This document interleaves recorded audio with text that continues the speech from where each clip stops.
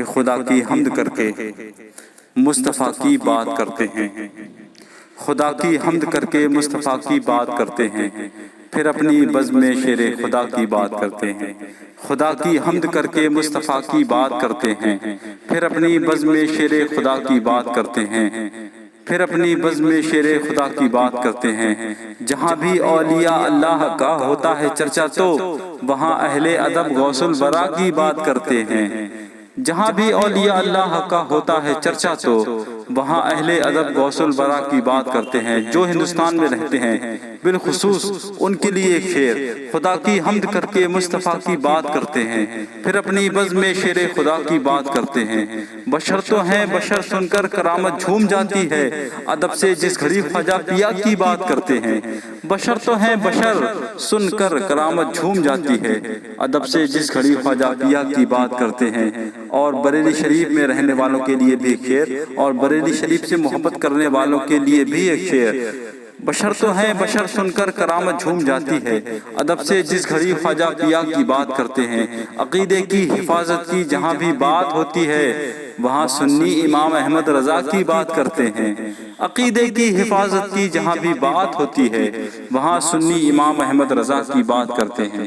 آئیے بغیر کسی تاخیر کے میں بڑے ہی ادب اور احترام کے ساتھ بارگاہ رسالت میں یا بارگاہ اولیاء کرام میں یا بارگاہ تاج الشریعہ میں اپنے انداز میں خراج عقیدت پیش کرنے کے لیے خطیب اہل سنت مبلغ اسلام علامہ مولانا مفتی صابر رضا صاحب قبلہ پٹنہ بہار سے میں گزارش کروں گا کہ وہ تشریف لے کر کے آئیں۔ آپ حضرات ان کے بیانات کو سن کر اس پر عمل کر کے اپنی زندگی کو بھی سنواریں، اپنے آنے والے لوگوں کی زندگی کو بھی سنواریں۔ السلام علیکم ورحمۃ اللہ تعالی وبرکاتہ۔ وسلم علی رسولہ الکریم، اما بعد، فاعوذ باللہ من الشیطان الرجیم، بسم اللہ الرحمن الرحیم۔ ان الذین آمنوا وعملوا الصالحات سیجعل لهم الرحمن ودا، صدق اللہ العظیم۔ لحد میں عشق رخ شہ کا داغ لے کے چلے، اندھیری رات سونی تھی چراغ لے کے چلے۔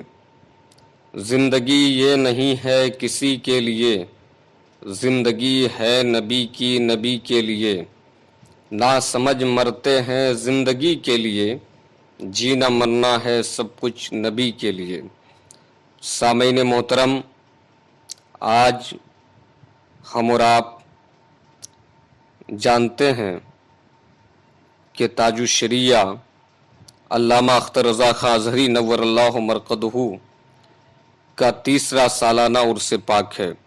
پروردگار عالم حضور تاج الشریعہ کے درجات کو بلند فرمائے اور امت مسلمہ کو ان کے فیوز و برکات سے مالا مال فرمائے۔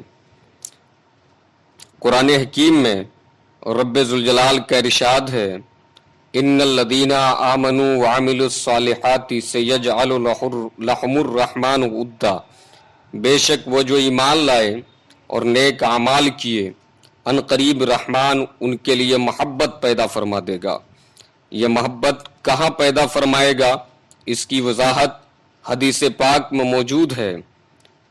بخاری شریف، مسلم شریف میں یہ حدیث موجود ہے کہ جب اللہ تعالیٰ کسی بندے سے محبت فرماتا ہے تو حضرت جبریل امین سے ارشاد فرماتا ہے کہ فلاں بندے سے میں محبت کرتا ہوں، تم بھی محبت کرو، اور آسمانی دنیا میں ندا کر دو کہ سب میرے اس بندے سے محبت کریں۔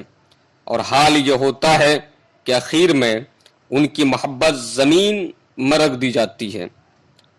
ثم یوضع له القبول فی الارض، پھر اس کے لیے مقبولیت زمین میں رکھ دی جاتی ہے اور لوگوں کے دلوں کو ان کے لیے مسخر کر دیا جاتا ہے۔ حضور تاج الشریعہ علیہ رحمت و رضوان اس کی زندہ مثال ہے کہ حضور تاج الشریعہ علیہ رحمت و رضوان کے لیے پروردگار عالم نے لوگوں کے قلوب کو مسخر فرما دیا۔ لوگوں کے دل ان کی طرف مائل ہوئے تو ہوتے چلے گئے، وہ لوگوں کے دلوں کے مکی بن کر حیات ظاہری میں بھی تھے اور آج بھی ہمارے دل کے مکانوں میں وہ زندہ ہیں، ہمارے ذہن و فکر کے پردوں میں زندہ ہیں۔ وہ اپنے کارناموں کی بنیاد پر، اپنے تفقہ فی الدین کی بنیاد پر اور اپنے روشن ارشادات کی بنیاد پر، ہدایات کی بنیاد پر، اپنے تبلیغی مشن کی بنیاد پر اور عشق رسالت کی بنیاد پر، محبت رسول کی بنیاد پر، خدا ترسی کی بنیاد پر، اپنے تقوی کی بنیاد پر، طہارت کی بنیاد پر۔ اور یقیناً یہ وہ خوبیاں ہے کہ کوئی بھی انصاف پسند چاہ کر بھی آپ کو فراموش نہیں کر سکتا۔ حضور تاج الشریعہ علیہ رحمت الرضوان 1943 عیسوی میں شہر بریلی میں پیدا ہوئے، اور بریلی شہر میں ایک عظیم خانوادے میں آپ کی ولادت ہوئی۔ سبھی جانتے ہیں کہ آپ کے جد امجد اعلیٰ حضرت امام اہل سنت ہیں، اور دادا حضور حجت الاسلام اعلیٰ حضرت کے بڑے صاحبزادے ہیں، نانا حضور مفتی اعظم ہند ہے۔ اس علمی روحانی ماحول میں آپ کو تربیت ملی اور آپ کے تعلیم کا آغاز ہوا۔ 1963 میں جامعہ رضویہ منظر اسلام سے آپ فارغ ہوئے، اور مزید حصول علم کا شوق و ذوق لے کر حضور مفتی اعظم ہند اور مفسر اعظم ہند کی خواہش پر جامعہ ازہر مصر تشریف لے گئے۔ وہاں 3 سال تک آپ نے قیام فرمایا اور علم حدیث و تفسیر میں کامل مہارت حاصل کی۔ اور کامل مہارت کا حال یہ تھا کہ آپ کو وہاں امتیازی اور انفرادی نمبرات سے کامیابی ملی، اور اس کامیابی کے ساتھ آپ اپنے وطن مالوف بریلی شریف لوٹے۔ اور جب بریلی شریف لوٹے تو جامعہ رضویہ منظر اسلام سے آپ نے تدریس کا آغاز فرمایا۔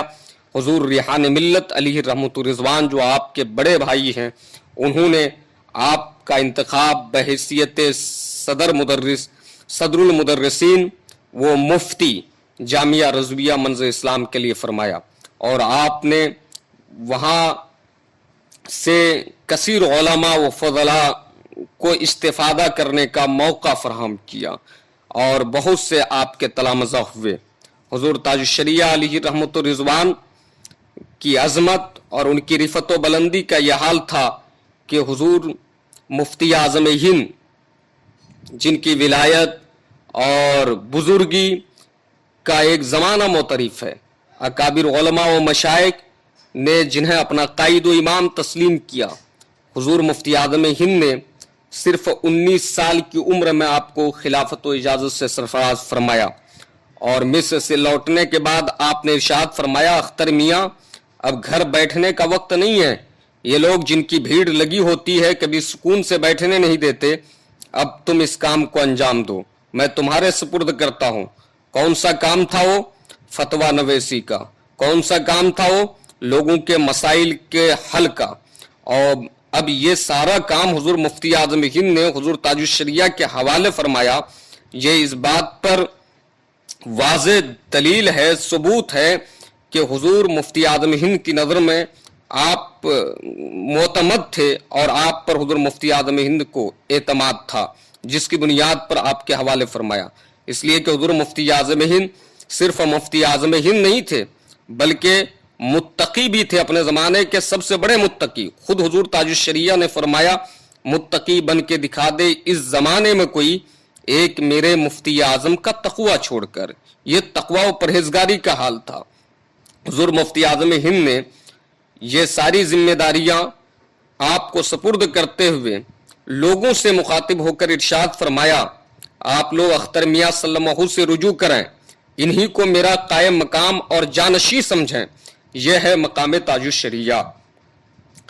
اور پھر جب آپ نے اس کام کا آغاز فرمایا تو نصف صدی تک فتویٰ نویسی کی خدمت آپ انجام دیتے رہے، مسائل حل کرتے رہے، اور پھر اس درمیان تبلیغی دورے، دیگر مصروفیات، مریدین معتقدین کی دعوت پر حاضر جانا، اور اجلاس کانفرنس، دینی مدارس، مساجد کا جگہ جگہ پر قیام عمل میں لانا، مختلف ممالک میں جا کر کے دین و سنیت کی اشاعت کا فریضہ انجام دینا، یہ سب عظیم کارنامے ہیں.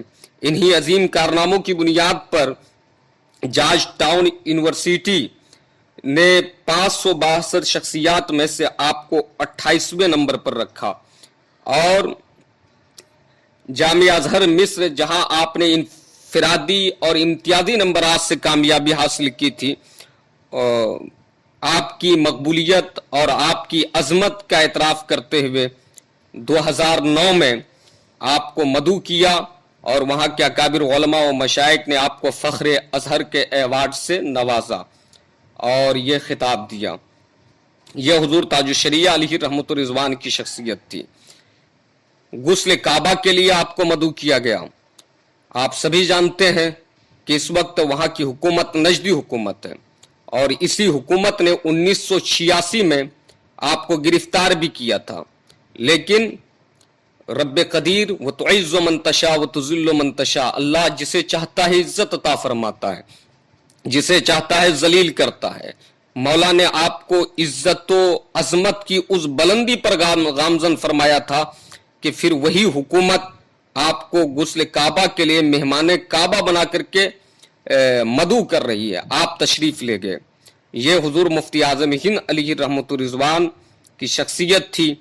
آپ کے خرمن علم و فضل سے علماء کا ایک بڑا طبقہ فقہ و افتاء کا شناور بن گیا. آپ کی رشد و ہدایت سے لاکھوں کی تعداد میں لوگ دامن اسلام میں آ گئے، اہل سنت و جماعت سے وابستہ ہو گئے. آپ کے کمالات اور آپ کے فضائل بے پناہ ہیں. آپ نے تصنیفات بھی چھوڑی ہے، تحریر کی شکل میں بھی آپ نے نمایاں کارنامہ انجام دیا. سبھی جانتے ہیں کہ بخاری شریف پر آپ نے تعلیقات تحریر فرمائی، وہ بھی خالص عربی زبان میں. اور ایک بات یاد رکھنے کی ہے کہ حضور تاج الشریعہ کو کم و بیش 15 زبانوں پر مہارت حاصل تھی، اور وہ برجستہ 15 زبانوں میں گویا ہوتے تھے. ان میں خاص کر اردو زبان تو یہ مادری زبان ہے، عربی زبان و ادب میں بھی خاصا مہارت تھی. آپ کے عربی ادب کو پڑھنے والا، عربی زبان میں لکھے ہوئے مضامین و مقالات کا مطالعہ کرنے والا، وہ حیرت زدہ ہوتا ہے کہ یہ کسی عجمی کی تحریر ہے. آپ نے الحق المبین ایک کتاب تحریر فرمائی جو عربی زبان میں ہے. شرح حدیث نیت کنز الایمان کے حوالے سے جب مخالفین معاندین نے بیجا حملہ کرنا شروع کیا تو آپ نے دفاع کنز الایمان نامی 2 جلد میں کتاب تحریر فرمائی. 3 طلاق کا شرعی حکم، آپ جانتے ہیں کہ ہندوستان میں 3 طلاق کے حوالے سے ایک ہنگامہ بپا تھا. حضور تاج الشریعہ نے اس کا شرعی حکم بڑے آسان اور سلیس لفظوں میں واضح فرمایا. سورہ فاتحہ کے بہت سے اسما ہیں، اس کی وجہ تسمیہ کیا ہے، اس پر آپ نے کتاب تحریر فرمائی. القول الفائق، ایک فاسق کی اقتدا کرنا کیسا ہے، اس حوالے سے آپ نے القول الفائق نامی کتاب تحریر فرمائی. اس کے علاوہ آج جبکہ اسلام کے نام پر، سنیت کے نام پر بہت سے حضرات اس راہ کی طرف جھکے جا رہے ہیں کہ صحابہ رضوان اللہ تعالی علیہم اجمعین کی بارگاہ میں ان کی زبانیں تان و تشنی کرنے سے باز نہیں آ رہی ہے. کوئی سیدنا صدیق اکبر پر انگشت نمائی کر رہا ہے، کوئی سیدنا فاروق اعظم رضی اللہ تعالیٰ عنہ پر انگشت نمائی کر رہا ہے. لیکن حضور تاج الشریعہ کی عزت و عظمت کو ہم سلام کرتے ہیں کہ حضور تاج الشریعہ نے افضلیت صدیق اکبر و فاروق اعظم کتاب تحریر فرما کر کے زمانے کو آشکارا کر دیا کہ یقیناً حضور رحمت عالم علیہ تیت و ثنا کے بعد آپ کے تمام صحابہ میں سب سے افضل حضرت سیدنا صدیق اکبر ہیں، اور پھر ان کے بعد حضرت فاروق اعظم ہیں. اور اس کے علاوہ ہجرت رسول یہ آپ کی تصنیف ہے. ٹائی کا مسئلہ، جبکہ آج ہماری پوری نسل مغربیت زدہ ہوتی چلی جا رہی ہے، مغربیت کا اثر ہماری نسلوں کے روحوں میں اترتا جا رہا ہے، اور ہماری موجودہ نسل روشن خیالی کے نام پر، ماڈرن ذہنیت کے نام پر اپنے دین و ایمان سے دور ہوتی جا رہی ہے۔ ہر آدمی 2-4 دن کیا اسکول کالج چلا گیا، اب اپنی تہذیب کو فراموش کر گیا، ٹائی پہننا شروع کر دیا۔ ٹائی جائز ہے ناجائز ہے، ٹائی حلال ہے حرام ہے، اس حوالے سے حضور تاج الشریعہ نے ٹائی کا مسئلہ ایک رسالہ تحریر فرمایا۔ اس کے علاوہ آثار قیامت، یہ آپ کی تصنیف ہے، قیامت کی نشانیاں کیا ہے، قیامت کے علامات کیا ہیں، آثار کیا ہیں، یہ کتاب اس لیے آپ نے تحریر فرمائی تاکہ لوگوں کے لیے درس عبرت ہو اور آثار قیامت سے لوگوں کو واقفیت و آگاہی حاصل ہو۔ اس کے علاوہ المعتقد کا آپ نے اردو میں سلیس ترجمہ فرمایا۔ اس کے علاوہ آپ کے نعتوں کا مجموعہ سفینہ بخشش کے نام سے قلب و روح کو تعزیت، تازگی اور روحانیت بخشنے کے لیے، بالدگی عطا کرنے کے لیے، ذہن و فکر کی رسائی بارگاہ رسالت ماپ تک کرنے کے لیے، عشق رسالت کو مربوط کرنے کے لیے آپ کا نعتیہ دیوان موجود ہے۔ آپ حضور تاج الشریعہ کے نعتیہ دیوان کو پڑھیں اور عشق رسالت سے اپنے دل کو منور کرتے چلے جائیں۔ حضور تاج الشریعہ علیہ رحمت الرضوان کی شخصیت اور عشق رسالت، تسلط فی الدین، استقامت فی الدین کا یہ حال تھا کہ آپ نے حالات سے سمجھوتا نہیں فرمایا، آپ نے حق گوئی اور عظیمت کو ہمیشہ ترجیح عطا فرمائی، رخصت پر آپ نے عمل نہیں کیا۔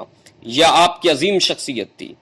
یہی وجہ ہے کہ آپ نے پوری دنیا کو یہی پیغام دیا کہ زندگی یہ نہیں ہے کسی کے لیے، زندگی ہے نبی کی، نبی کے لیے۔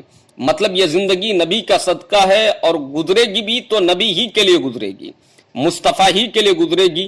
اور سچ یہی ہے کہ اگر نبی کے لیے ہماری زندگی نہیں گزر رہی ہے تو پھر اس زندگی کا کوئی حاصل نہیں ہے۔ اس لیے ہمیں چاہیے کہ جہاں مرشد تاج الشریعہ کا انعقاد کرتے ہیں اور ان سے محبت کا دم بھرتے ہیں، دعوے کرتے ہیں، تو ہم ان کے پیغامات کو بھی عملی جامہ پہنائیں، ان کے مشن کی تبلیغ و اشاعت اپنے اوپر فرض سمجھیں اور ان کے تعلیمات کو، ارشادات کو عام سے عام کریں۔ ان کے تعلیمات و ارشادات اور ان کا نصب العین اور ان کی زندگی کا مرکز و محور کیا ہے؟ وہ یہ ہے کہ بندے خدا اپنے خدا سے آشنا ہو جائے اور مصطفیٰ سے ان کے عشق کا رشتہ مضبوط اور مستحکم ہو جائے۔ آگے فرماتے ہیں، نا سمجھ مرتے ہیں زندگی کے لیے، جینا مرنا ہے سب کچھ نبی کے لیے۔ وہ نا سمجھ ہے جو زندگی کے لیے مرتا ہے۔ آپ اسلام کی 1500 سالہ تاریخ کو پڑھ کر دیکھیں، حضور کے عشق رسالت اور محبت کا یہ حال تھا صحابہ کرام پر کہ وہ جینا مرنا سب کچھ مصطفیٰ ہی کے لیے سمجھتے تھے۔ بس ایک پکار اور ایک آواز، ایک اشارے کا انتظار ہوتا تھا کہ نبی اشارہ فرمائیں اور اپنی جان مصطفیٰ کے قدموں پر نشاور کر دیں۔ یہی پیغام حضور تاج الشریعہ نے ہمیں دیا ہے کہ نا سمجھ مرتے ہیں زندگی کے لیے، جینا مرنا ہے سب کچھ نبی کے لیے۔ اور جب جینا مرنا سب کچھ نبی کے لیے ہوگا تو بندے کو اس کا انعام کیا ملے گا؟ حضور تاج الشریعہ نے فرمایا، داغ عشق نبی لے چلو قبر میں، ہے چراغ لحد روشنی کے لیے۔ یعنی عشق نبی یہ قبر میں، قبر کے لیے چراغ ہے اور اس چراغ کی روشنی سے جنت کا سفر آسان ہو جائے گا، مصطفیٰ جان رحمت کی بارگاہ کی حاضری آسان ہو جائے گی۔ اس لیے ہمیں زندگی ایسی ہی گزارنی چاہیے اور حضور تاج الشریعہ علیہ رحمت و رضوان کے پیغامات کو عملی جامہ پہنانا چاہیے۔ ہمیں اپنے عقائد و نظریات پر استحکام کے ساتھ، مضبوطی کے ساتھ ثابت قدمی کا مظاہرہ کرنا چاہیے۔ کوئی بھی باطل طاقت ہمارے عقائد و نظریات سے ہم کو بال برابر بھی نہ ہٹا سکے، یہ ہماری فکر ہونی چاہیے اور یہ ہمارا مزاج ہونا چاہیے، جو مزاج حضور تاج الشریعہ علیہ رحمت الرضوان نے ہمیں عطا فرمایا۔ یقیناً یہی وجہ تھی کہ آپ کمالات اور اعجازات کی اس بلندی پر فائز ہوئے اور اس مقام پر آپ گامزن ہوئے کہ وصال فرمانے کے بعد ہزاروں نہیں لاکھوں آنکھیں اشکبار ہو گئی، دلوں کی دنیا سونی پڑ گئی، دل تڑپنے لگے، لوگوں کی آنکھوں کے سامنے اندھیرا سا چھا گیا، لوگوں نے بغیر کسی زیادہ راہ کی تیاری کے بریلی شہر کا رخ کرنا شروع کیا، اور بریلی میں دیکھتے ہی دیکھتے اس قدر لوگوں کی کثرت اور بھیڑ اکٹھی ہو گئی کہ تاریخ اسلام میں، ہند و پاک کی تاریخ میں، بر صغیر کی تاریخ میں اتنا بڑا جنازہ، جتنا بڑا جنازہ حضور تاج الشریعہ علی رحمت الرضوان کا دیکھنے کو ملا، اتنا بڑا جنازہ کسی اور کا نہیں دیکھنے میں آیا۔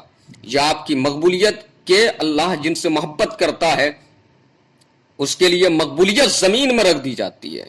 اب اس مقبولیت سے، ان کی محبت سے وافر حصہ انہی کو ملتا ہے جن کے عقائد صالح ہوں، نظریات اچھے ہوں، اور جن کا رشتہ اللہ اور اس کے رسول سے مضبوط ہو، تعلق باللہ اور تعلق بالرسول